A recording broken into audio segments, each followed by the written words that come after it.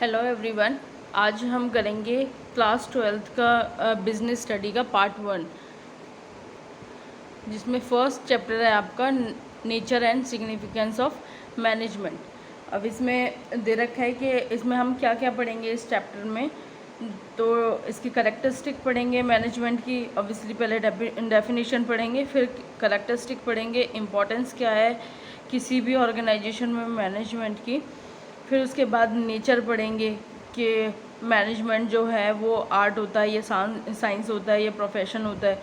फिर हम मैनेजमेंट के फंक्शंस पढ़ेंगे। उसके बाद कोऑर्डिनेशन के हम नेचर और इम्पोर्टेंस पढ़ेंगे। तो ये चैप्टर शुरू करने से पहले मतलब मैनेजमेंट की डेफिनेशन देने से पहले इस चैप्टर में एक केस स्टडीज़ दी हुई है। तो ये केस स्टडी किसके बारे में है? HCL कंपनी के बारे में है, जो कि शिव नडार जो हैं वो इसके CEO हैं। तो ये कह रहा है कि जब इंडिया में सिर्फ 250 कंप्यूटर्स थे तो शिव नडार ने क्या किया था, उन्हें ये बिलीव था कि IT इंडस्ट्री में एक अच्छी ग्रोथ हो सकती है। तो उसके बाद 1976 में जब बरसाती एक इंडस्ट्री थी, वो उसके बाद क्या हुआ था, दिल्ली में बरसाती नाम की इंडस्ट्री थी। तो उसने 3 डिकेड्स बाद जो अपनी प्रॉफिट था उस कंपनी का, वो 3.5 बिलियन US डॉलर था। उसके बाद HCL आया IT इंडस्ट्री में, और आज के टाइम में 41,000 के अराउंड प्रोफेशनल्स इस कंपनी में काम करते हैं, और 16 से ज़्यादा कंपनीज़ में इसके जो ऑफिसेज हैं, मतलब कि कंपनी जो है वो लोकेटेड है, जहाँ के US, यूरोप, जापान, एशियन और पैसिफिक रिम। तो उसने बोला है कि जहाँ ये HCL जो है वो उस टाइम पे डेवलप हुई थी जब IT में हार्डवेयर मैन्युफैक्चरिंग और डिस्ट्रीब्यूशन सिस्टम जो है टेक्नोलॉजी, वो इतना प्रोग्रेस पे नहीं था, ठीक है। और आज के टाइम में जो IT इंडस्ट्री है वो क्या है, HCL जो है वो IT इंडस्ट्री में अपने लीड बनाए हुए हैं। फिर उसने बोला है कि उन्होंने 1978 में क्या किए, माइक्रो कंप्यूटर बनाए, जबकि जिस टाइम पर एप्पल भी था और 3 साल बाद IBM भी आ गई थी, तब HCL ने मार्केट में एंटर किया था। उसके बाद इसके HCL के आने के बाद लोगों ने बोला था, कुछ ऑब्जर्वर्स ने बोला था कि जो ये HCL है वो इंडियन कंप्यूटर इंडस्ट्री में क्या है, इसने बर्थ ले लिया है। उसके बाद है 1988 में US में उन्होंने अपना ऑपरेशन शुरू किया HCL ने। उसके बाद अब इस कंपनी को सक्सेस बनाने के पीछे वो क्या रीज़न बताते हैं कि जो शिव नडार की रिस्क टेकिंग एबिलिटी थी वो बहुत अच्छी थी। तो ये कह रहा है कि जब हार्डवेयर जो है वो सिर्फ एक गेम का नाम हुआ करता था, तो उसने IT इंडस्ट्री ने एक ह्यूज पोटेंशियल देखा HCL ने। तो उसके बाद क्या है, IT एजुकेशन को डेवलप किया, NIIT को बॉन्ड किया, मतलब एजुकेशन IT एजुकेशन, मतलब जब हम ऑनलाइन जैसे हम पढ़ रहे हैं इसके थ्रू पॉसिबल हो पाए हमारी जो एजुकेशन है। उसके बाद क्या कह रहा है ये, शिव नडार जो हैं वो CEO हैं किसके, HCL के, और वो इसको जो भी अपनी सक्सेस है उसका क्रेडिट किसको देते हैं, अपनी मैनेजमेंट टीम को और अपनी एंटरप्रेन्योरल जो उनकी स्पिरिट है उन दोनों को देते हैं। तो वो ये कह रहा है कि हम दोनों ने मिलके क्या किया है, इस रैपिड चेंजेस जो हमारे एनवायरनमेंट में या टेक्नोलॉजी को में आए हैं उन्होंने क्या किया है, हैंडल किया है, और हमने मार्केट में आने वाले थ्रेट को या हमारी इंडस्ट्री के लिए आने वाले थ्रेट को किसमें, अपॉर्चुनिटी में कन्वर्ट किया है। फिर ये कह रहा है कि गाइडलाइंस ऑर्गेनाइजेशन रीस्ट्रक्चरिंग, इस इंडस्ट्री ने क्या किया था, कुछ ऑर्गेनाइजेशन के रीस्ट्रक्चरिंग के लिए, मार्केट क्रिएशन के लिए और टेक्नोलॉजी लेवरेजेस के लिए गाइडलाइंस को इशू किया था। आगे बोलता है कि like any other business enterprise, profit are important for the survival and growth of HCL as an enterprise. कोई भी बिजनेस है उसको हमारी 2 चीज़ें चाहिए होती हैं। क्या जो प्रॉफिट चाहिए होता है किसके लिए, कि वो मार्केट में सर्वाइव कर सके और फ्यूचर में अपनी ग्रोथ कर सके। और HCL को भी यही चाहिए था। तो उसके बाद उन्होंने बोला कि HCL ये बिलीव करती थी कि अगर हमारे एम्प्लॉयज़ जो हैं वो सेटिस्फाई रहेंगे तो वो कस्टमर को सेटिस्फाई करने के लिए क्या करेंगे, काम करेंगे। तो यही, और कस्टमर सेटिस्फेक्शन किस में कन्वर्ट हो जाएगा, प्रॉफिट में कन्वर्ट हो जाएगा, ठीक है। और ये प्रॉफिट जो हम अर्न करेंगे ये किसको सेटिस्फाई करेगा, हमारे शेयर होल्डर्स को। जो हमारा जितना ज़्यादा प्रॉफिट होगा उतना ज़्यादा हम शेयर होल्डर्स को अपना डिविडेंड दे सकेंगे। फिर कह रहा है कि HCL ने जो है वो अपनी सोशल रिस्पॉन्सिबिलिटी को भी फुलफ़िल किया था। सोशल रिस्पॉन्सिबिलिटी मतलब कि जिस समाज में हम रहते हैं, जिस सोसाइटी में हम रहते हैं, उसके टुवर्ड्स भी हमारी कुछ रिस्पॉन्सिबिलिटी बनती है। जैसे कि कोई भी एक इंडस्ट्री है, उसकी जिस एरिया में वो जो है इंडस्ट्री है उसका, वहाँ उसके टुवर्ड्स क्या रिस्पॉन्सिबिलिटी बनती है कि कोई भी ऐसी इंडस्ट्री ना लगाए जिसमें कि केमिकल हार्मफुल गैसेस वगैरह निकलती हों जो कि एनवायरनमेंट के लिए, वहाँ के लोगों के लिए अच्छी ना हो। और वो जो कंपनी है वो क्या है, वहाँ के लोगों के लिए एम्प्लॉयमेंट अपॉर्चुनिटी लेके आए, जिससे कि उन्हें रोज़गार मिले, लोगों को एम्प्लॉयमेंट मिले और उनके स्टैंडर्ड ऑफ लिविंग जो है वो अच्छा हो। उसके बाद तो ये कह रहा है कि HCL ने भी अपनी सोशल रिस्पॉन्सिबिलिटी को भी फुलफ़िल किया था। कैसे किया था, उन्होंने कुछ एजुकेशनल इंस्टीट्यूशन ओपन किए थे कि मैनेजमेंट में, इंजीनियरिंग में और कंप्यूटर एजुकेशन में, जिसमें कि 1/3 जो हैं वो गर्ल्स स्टडी करती थी उन इंस्टीट्यूशंस में।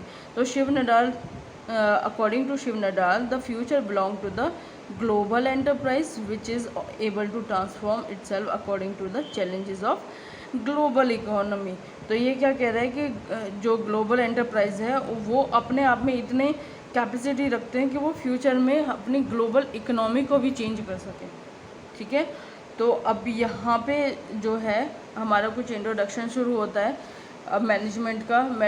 ये जो मैंने केस स्टडी बताई है वो इसलिए बताई है कि हमें बहुत हम रटे जा रहे हैं डेफिनेशंस को, पर जब तक हमें कोई एग्ज़ाम्पल नहीं पता होता तो हमारे दिमाग में वो फिट नहीं बैठता। और एग्ज़ाम्पल भी कोई रटा है, कहीं से एग्ज़ाम्पल नहीं होना चाहिए मेरे हिसाब से। हम अगर जनरल लाइफ में से कोई एग्ज़ाम्पल ले रहे हैं, उसके थ्रू अगर हम कोई समझने की कोशिश कर रहे हैं किसी चीज़ को, तो हम इजीली भी समझ पाएंगे, क्योंकि एट लास्ट हमें वो अप्लाई भी एक जनरल सिचुएशन में ही करना है। क्योंकि कल मैनेजमेंट पढ़ तो लोगे, पर आप लोग जब ऑर्गेनाइजेशन में काम करने जाओगे तो वहाँ पे क्या है, ये जो थ्योरेटिकल नॉलेज है वो क्या है, हम प्रैक्टिकल में चेंज करेंगे।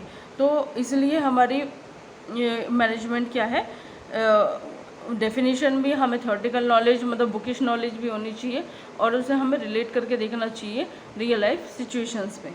तो इसमें 2 एग्जांपल्स दिए गए हैं, जो कि एक तो सुहासिनी जी का दे रखा है जो कि ब्रांच मैनेजर है फैब मार्ट में। फिर उसके बाद जहाँ पे कि वो उनका काम क्या है, handlooms sales of Indian handlooms है ना, हैंडीक्राफ्ट प्रोडक्ट बनाती है उनकी कंपनी। तो वहाँ पे क्या करती हैं वो, ट्रेडिशनल आर्टिशियंस को क्या करती हैं, एम्प्लॉयमेंट देती हैं। वहाँ पे 7500 अक्रॉस क्राफ्ट पर्सनस जो है और आर्टिशियंस जो है वो काम करते हैं, ठीक है। ऑल ओवर वर्ल्ड में उनका काम चलता है। उसके बाद क्या है जी, यहाँ पे हम देख रहे हैं सुहासिनी जो है is the manager of Fab Mart, और Sushri Wadia of Bombay Dyeing, Bill Gates जैसे कि हमने देखा ये मैनेजर है। सुहासिनी एक हमने जनरल कहीं अपने आसपास के उसमें से हमने एग्जांपल लिया है, ठीक है। जैसे कि और भी एग्जांपल हैं, नस्ली वाडिया जो है वो बॉम्बे डाइंग, तो आपने सुना वो मेंस वियरिंग के शायद ब्रांड है। तो बिल गेट्स जो हैं वो माइक्रोसॉफ्ट के हैं। शिव नडाल जो अभी हमने केस स्टडी पढ़ी है वो HCL के एंटरप्राइजेज़ के क्या है, मैनेजर हैं। तो इंदिरा नूई जो हैं वो पेप्सिको की हैं। तो और जैसे प्रिंसिपल हुए हैं हमारे स्कूल के, वो भी क्या है, मैनेजमेंट बनाए हुए हैं। जैसे कि हमारा किसी भी हम स्कूल में पढ़ते हैं, ठीक है, हॉस्पिटल में पढ़ते हैं, शॉप है कोई एक छोटी सी, या कोई भी लार्ज कॉर्पोरेशन है, वहाँ पे सब जगह हमें क्या ज़रूरत होती है, एक मैनेजमेंट की ज़रूरत होती है। किस लिए कि किसी भी ऑर्गेनाइजेशन को हम क्या करें, अच्छी तरह से रन कर सकें। तो हम क्या कह रहे हैं कि मैनेजमेंट जो होता है एसेंशियल फॉर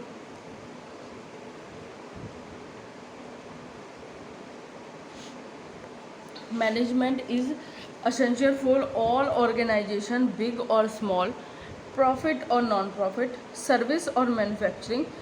तो ये कोई भी ऑर्गेनाइजेशन हो सकती है, छोटी ऑर्गेनाइजेशन है, बड़ी है, प्रॉफिट मेकिंग है या नॉन प्रॉफिट ऑर्गेनाइजेशन आपने पढ़ा था कि अपने अकाउंट्स में पढ़ते हो नॉन प्रॉफिट ऑर्गेनाइजेशन कौन सी होती है, हॉस्पिटल्स होते हैं, चैरिटी क्लब्स होते हैं, तो ये सब होते हैं। सर्विसेज कहीं पे दे रहे हैं, सर्विसेज मतलब होटल्स में जाते हैं हम, या फिर हम एयर मतलब हम बस की वो ले रहे हैं, बस में ट्रैवल कर रहे हैं, एयर ट्रैवल कर रहे हैं, तो ये सब भी क्या हुआ, हमें सर्विसेज दे रहे हैं, हमें कोई थिंग्स नहीं दे रहे। दो चीज़ होती हैं, या तो हम गुड्स में कोई भी डील करते हैं या फिर सर्विसेज में करते हैं। तो बैंक जो है वो भी हमें क्या कोई चीज़ तो दे नहीं रहा, वो क्या है सर्विसेज दे रहे हैं, हमारे पैसों को अपने पास रख रहे हैं और उसके बदले में हमें क्या है सेविंग्स दे रहे हैं, कुछ मतलब इंटरेस्ट रेट ऑफ इंटरेस्ट दे रहे हैं।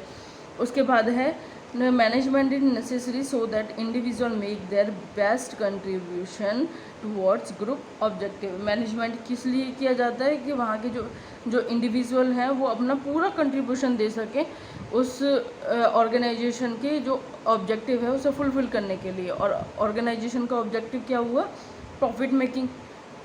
मोस्ट नॉन प्रॉफिट ऑर्गेनाइजेशन को छोड़ के जो भी एक स्मॉल शॉप से लेके जो भी कोई ऑर्गेनाइजेशन हम ओपन करते हैं उसका एक ही पर्पज़ होता है प्रॉफिट मेकिंग।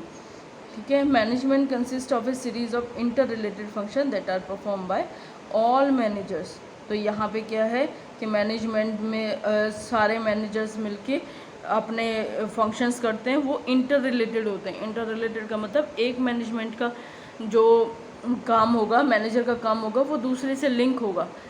जैसे कि मैं आपका सिंपल एग्जांपल बताती हूँ कि अगर मैंने क्या किया है, मैंने देखा कि दिवाली आने वाली है। अब दिवाली आने वाली है तो मेरी पर्टिकुलर प्रोडक्ट की क्या नाम है सेल जो है, मान लो मेरा कपड़ों का बिज़नेस है, तो लोग नए कपड़े पहनना ज़्यादा पसंद करते हैं दिवाली के ओकेज़न पे, या फिर शादी आने वाली है, तो मुझे चाहिए कि मेरी सेल इंक्रीज़ होने वाली है। अब मैं तो हूँ मार्केटिंग की जो मैनेजर, पर मेरा फंक्शन किससे रिलेटेड करेगा, प्रोडक्शन वाले से। एट लास्ट बना के तो वही देंगे ना, और प्रोडक्शन वाले कहाँ पे करेंगे, फाइनेंस वालों के पास जाएंगे, उनके पास इतना पैसा भी है। मान लो मैं कह दूँ कि मेरे आने वाले एक महीने में 1000 प्रोडक्ट की ज़रूरत होगी, मतलब और एक्स्ट्रा की लगेगी प्रोडक्ट की ज़रूरत होगी, और उसकी कॉस्टिंग जो होगी वो 1 लाख होगी। मेरे बिज़नेस में 1 लाख नहीं है, तो मैं उतना ही प्रोडक्ट बनाऊँगी ना जितना मेरे पास क्या है, पैसे हैं, मनी है मेरे पास। तो हमारा क्या है कि एक जो डिपार्टमेंट है वो दूसरे डिपार्टमेंट से क्या होता है, इंटरकनेक्टेड होते हैं। उसके बाद हम कॉन्सेप्ट है ये हमारा मैनेजमेंट का। तो मैनेजमेंट क्या है, ये सबसे पहले हम कुछ डेफिनेशंस देखते हैं।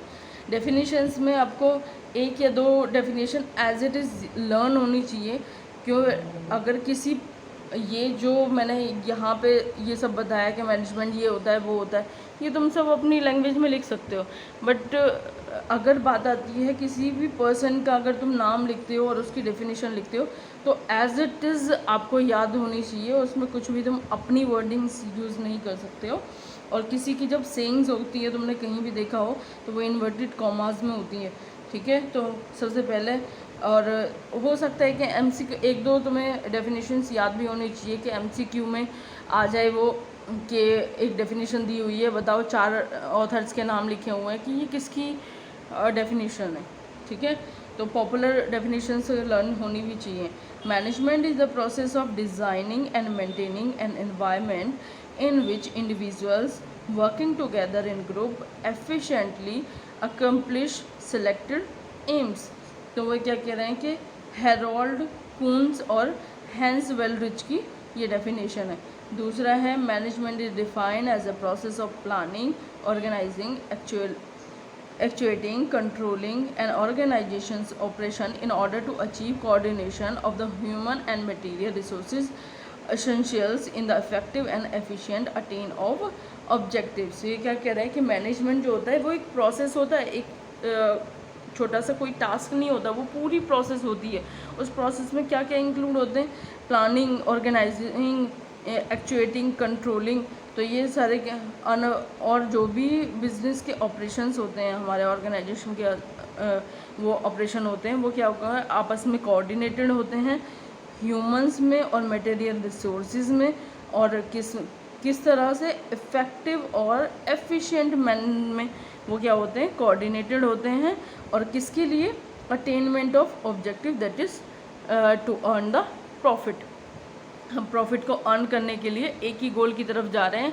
एक बिजनेस ऑर्गेनाइजेशन में बहुत सारे लोग काम करते हैं, उस बहुत सारे डिपार्टमेंट है, उस बहुत सारे डिपार्टमेंट में भी बहुत सारे लोग काम करते हैं। वो सारा सब लोग मिलके एक ही पर्पज़ के लिए काम कर रहे हैं कि हमें किसी तरह से अपने जो ऑर्गेनाइजेशन है उसको मैक्सिमम प्रॉफिट की तरफ लेके जाना है। ठीक है, एक डेफिनेशन और लास्ट पढ़ लेते हैं। Management is the process of working with and through others to effectively achieve organization objective by efficiently using limited resources in the changing environment। ये किसकी है, ब्रिटनर की डेफिनेशन है।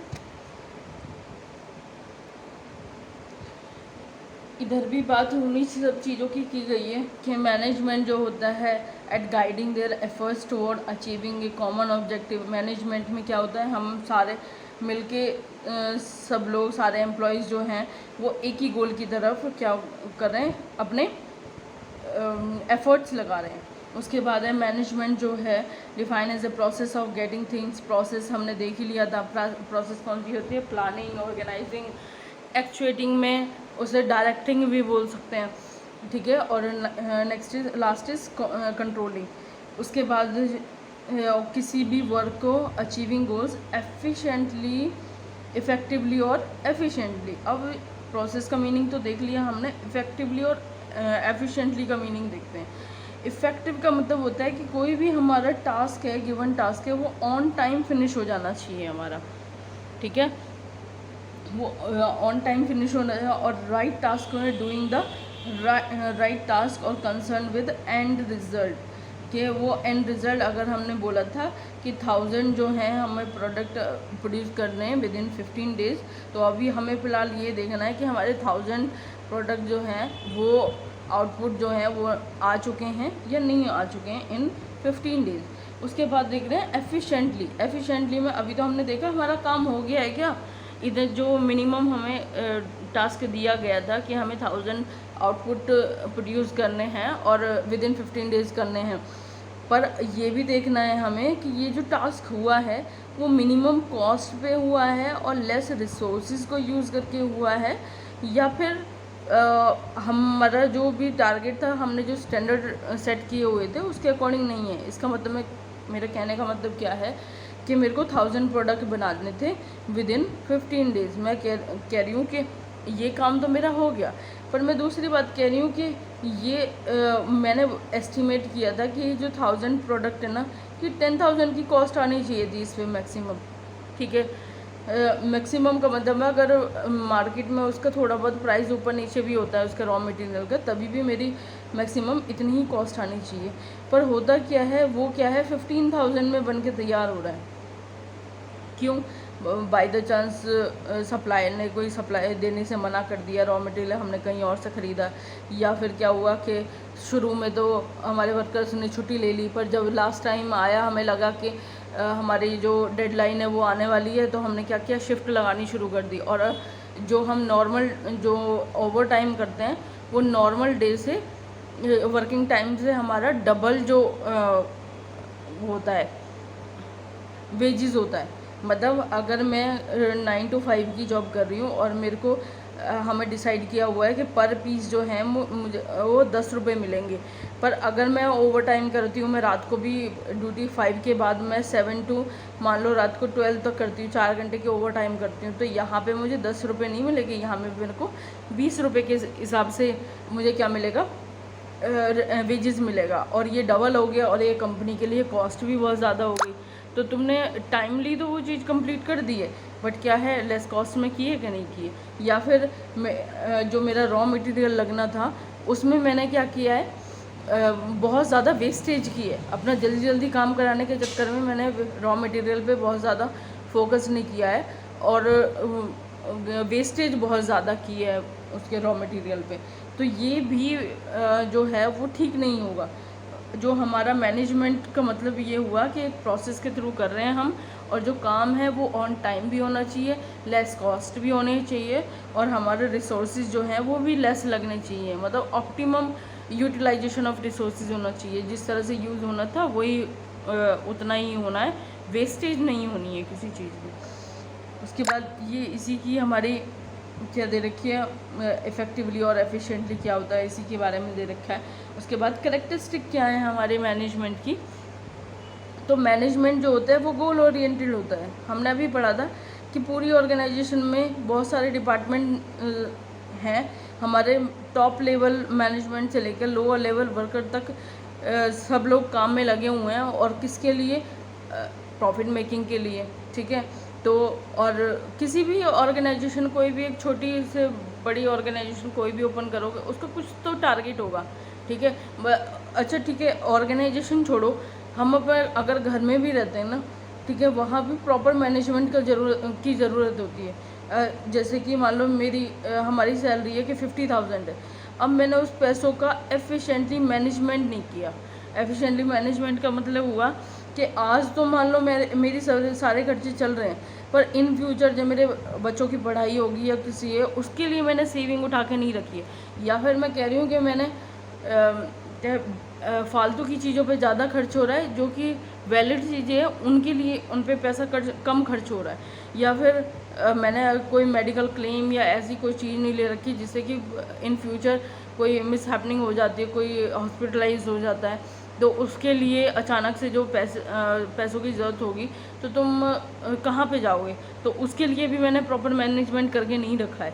तो ये भी क्या है, मैनेजमेंट जो है वो हर जगह होता है और उसका कोई ना कोई गोल होता है। अगर मैं घर में भी अगर अपना मैनेजमेंट कर रही हूँ हर चीज़ का, तो हम बोलते हैं कि इतना टाइम ही टीवी देखना है, इतना टाइम पढ़ना है, इतना टाइम इतने बजे तुम्हें घर में आ जाना है, तो ये पूरी मैनेजमेंट से, डिसिप्लिन से हमारा काम चल रहा है।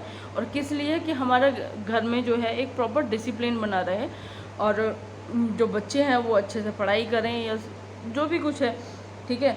तो मैनेजमेंट का क्या हुआ, गोल ओरिएंटेड होती है, उसका कोई रीज़न होता है मैनेजमेंट कर रहे हैं हम, तो रीज़न फॉर इज एग्जिस्टेंस जो है वो सिंपल और क्लियरली स्टेटेड होता है। हर ऑर्गेनाइजेशन में डिफरेंट गोल्स होते हैं, जैसे कि किसी रिटेल स्टोर में उनका सेल को इंक्रीज़ करना उनका जो गोल हुआ, मान लो किसी भी कोई भी सोसाइटी है वहाँ पे लोगों को वो अपलिफ्ट करना जो है उनका गोल है। तो ये डिफरेंट ऑर्गेनाइजेशन के अकॉर्डिंग जो उनका गोल है वो डिफरेंट हो सकता है। नेक्स्ट कह रहे हैं हम, management is all pervasive. All pervasive का मतलब हर जगह मैनेजमेंट का हमारा यूज़ होता है। तो मैनेजमेंट जो है ये common to all organisation, whether economic, कोई भी ऑर्गेनाइजेशन हो। हमने तो अभी बोला कि छोटी हो, बड़ी हो, नॉन प्रॉफिट हो या प्रॉफिट ऑर्गेनाइजेशन हो। अब हम बोल रहे हैं कि इकोनॉमिक हो, इकोनॉमिक का मतलब प्रॉफिट मेकिंग हो या नॉन प्रॉफिट मेकिंग हो, सोशल हो, ठीक है। क्लब्स वगैरह अगर मैंने वो कर रखे हैं, कोई ओपन किया हुआ है, तभी भी हमें क्या है, मैनेजमेंट की ज़रूरत है। कोई पॉलिटिकल पार्टीज़ वगैरह हैं, वहाँ पे भी हमारा मैनेजमेंट की ज़रूरत होती है। एक पेट्रोल पंप पे भी मैनेजमेंट की ज़रूरत होती है, एक स्कूल या हॉस्पिटल में भी मैनेजमेंट की ज़रूरत होती है। इंडिया में भी कोई भी ऑर्गेनाइजेशन है वहाँ पे भी मैनेजमेंट की ज़रूरत होती है। यूएसए, जर्मनी, जापान जैसी कंट्रीज़ में भी, मतलब डिफरेंट कल्चर या ट्रेडिशन या हिस्ट्री के लोगों में अगर काम कर रहे हैं, वहाँ पे भी हमारी मैनेजमेंट की ज़रूरत होगी। उसके बाद कह रहे हैं कि मैनेजमेंट जो है, मैनेजमेंट इज़ मल्टी डायमेंशनल। तो ये क्या है, कॉम्प्लेक्स एक्टिविटी है।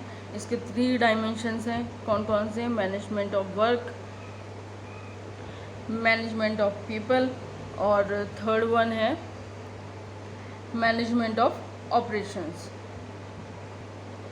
तो मैनेजमेंट ऑफ वर्क में क्या बोल रहे हैं कि हमारी कोई भी ऑर्गेनाइजेशन है, वहाँ पे जो भी काम हो रहा है उसका क्या है, हमें मैनेजमेंट करना है। जैसे कि एक फैक्ट्री है, उसमें मैन्युफैक्चरिंग इंडस्ट्री मतलब मैन्युफैक्चरिंग इंडस्ट्री है, उसमें क्या है, गारमेंट्स जो हैं वो मैन्युफैक्चरिंग होते हैं।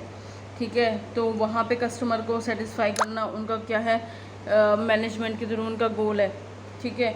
हॉस्पिटल है, वहाँ पे पेशेंट जो भी आ रहे हैं उन्हें ट्रीट करना उनका गोल है। तो मैनेजमेंट जो होता है translate this work into a term of goal to be achieve and assign the means to achieve it. तो ये जो मैनेजमेंट होता है वो हमारे काम को हमारी गोल की तरफ हमारा वो क्या कर देता है, ट्रांसलेट कर देता है और उसे हम अचीव करने के लिए अपना काम करने लगते हैं। Management of people, management of people का मतलब क्या हुआ कि मैंने कोई भी ऑर्गेनाइजेशन में काम कर रही हूँ, मतलब वहाँ पे मैंने बहुत सारी मशीनरी ख़रीद ली है, वहाँ पे मैंने बहुत बड़ी बिल्डिंग लगा ली है, पूरा फर्नीचर लगा लिया, सेटअप लगा लिया है, पर बिना ह्यूमन बींग्स के पहली बात तो कोई भी ऑर्गेनाइजेशन रन नहीं करेगी, ठीक है। और हमारे किस और उसके लिए डेजिग्नेशन के लिए किस पर्सन की ज़रूरत है और उस पर्सन को कितनी क्वालिफ़िकेशन होनी चाहिए, क्या उसमें स्किल होनी चाहिए इस डेजिग्नेशन के लिए। मान लो कि अगर किसी टीचर की वैकेंसी निकलती है तो टीचर की वैकेंसी में क्या करते हैं कि इनके पास ये डिग्री होनी चाहिए, प्लस में बीएड होनी चाहिए।